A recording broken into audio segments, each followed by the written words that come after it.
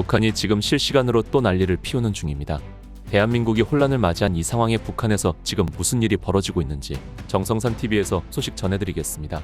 북한이 실시간 도청과 메시지, 실시간 전송 등이 가능한 일종의 주민 통제 및 해킹 기술로 외화벌이를 시도하려 했던 정황이 뒤늦게 포착됐습니다. 북한이 내부 주민 통제 및 해킹 기술의 이전 및 활용 등을 통해 외화벌이가 가능할지 무료로 법적 자문을 요청하는 전자우편을 지적재산권 전문기업인 비사에 보냈던 정황이 뒤늦게 포착됐습니다. 비사는 중동 북아프리카 지역에서 지적재산권과 관련한 법률적 자문과 지원 등의 서비스를 제공하고 있습니다. 해당 전자우편은 영문으로 작성된 것으로 미국 구글의 자회사인 바이러스토탈 사이트에 게재됐습니다. 바이러스토탈은 파일 등의 악성 코드가 있는지 여부를 검증해주는 무료 웹서비스입니다. 해당 전자우편의 발신자는 보유하고 있는 기술 3가지를 소개하며 소프트웨어, 계약 등을 주선해줄 수 있는지 비사 측에 무료 자문과 지원을 요청했습니다.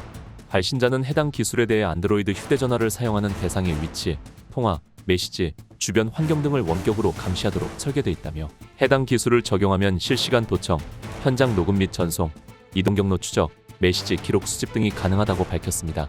이어 도청이나 GPS 추적 기능이 포함된 앱 구매는 이미 가능하지만 휴대폰을 이용해 실시간 도청이 가능한 기능은 일반적으로 구매하기 어렵다며 해당 프로그램의 차별점을 강조했습니다.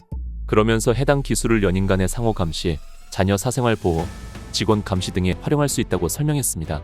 한국 내 전문가들은 북한이 내부 주민 통제 및 해킹에 사용하고 있는 기술을 상품화가 가능한 지적재산권으로 활용하려는 차원에서 이 같은 자문 요청을 한 것으로 보고 있습니다. 해당 전자우편을 분석한 민간 보안업체 스텔스모어의 최상명 이사는 이 기술은 보호의 목적을 표방하지만 실제로는 사생활 침해와 불법 감청, 감시 활동에 악용될 가능성이 매우 높다며 정보기관이나 사이버 작전 부대에서 심리전 및 첩보 수집용으로 활용될 수 있는 잠재적 위협 기술이라고 평가했습니다. 북한은 감시, 보안 기술을 자국 내 정치, 사회적 통제 수단 및 사이버전 공격 등으로 사용할 뿐 아니라 더 나아가 국제 지식재산 시스템을 이용해 기술을 정당화하고 제3국에 판매함으로써 외화 수익을 창출하려는 이중 전략을 추진한 것으로 볼 수도 있을 것 같습니다. 실제 북한은 내부 통제 차원에서 다양한 수단으로 도청을 하고 있는 것으로 알려져 있습니다. 또한 해킹을 통해 실시간 감시 및 자료 절취 등을 시도하고 있습니다. 북한 당국은 고립된 북한 주민들을 검열하고 감시하기 위해 선진국보다 훨씬 많은 디지털 장치들을 사용하고 있습니다.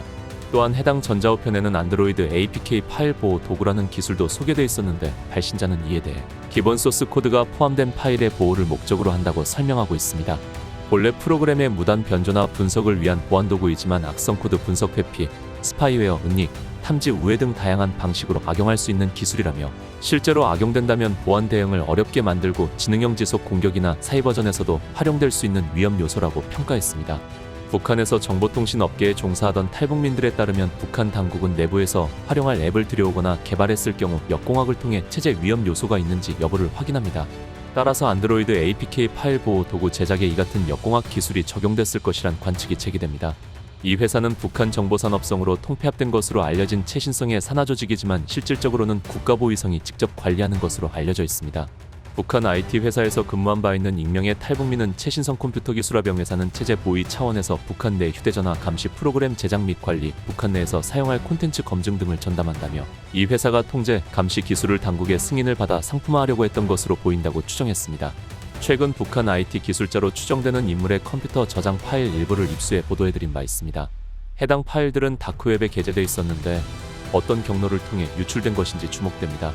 다크웹 전문 분석 보안업체 스텔스모어는 인터넷을 사용하는 북한 사람들도 외부의 해킹 공격을 받기 때문에 자료가 유출되는 것으로 분석했는데요. 다크웹을 검색한 결과 북한 자료로 추정되는 문서와 정보들이 상당량 발견됐습니다. 다크웹은 특정한 프로그램 혹은 권한 등이 있거나 접속 주소를 알고 있어야 들어갈 수 있는 온라인 공간입니다. 이곳은 익명성이 보장되기 때문에 다양한 불법 거래도 이루어집니다.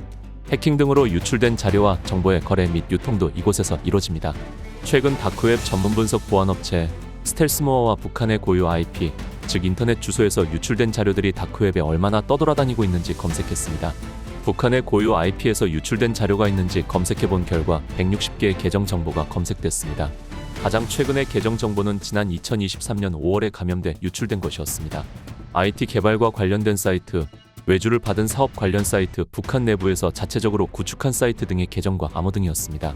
류현우 전 쿠웨이트 주재 북한 대사대리는 북한에는 융성자료 수집이라는 항목으로 외교관들은 물론 해외에 상주하고 있는 모든 북한 사람들이 의무적으로 조국의 융성, 발전을 위한 기술 자료들을 수집하는 과제가 있습니다.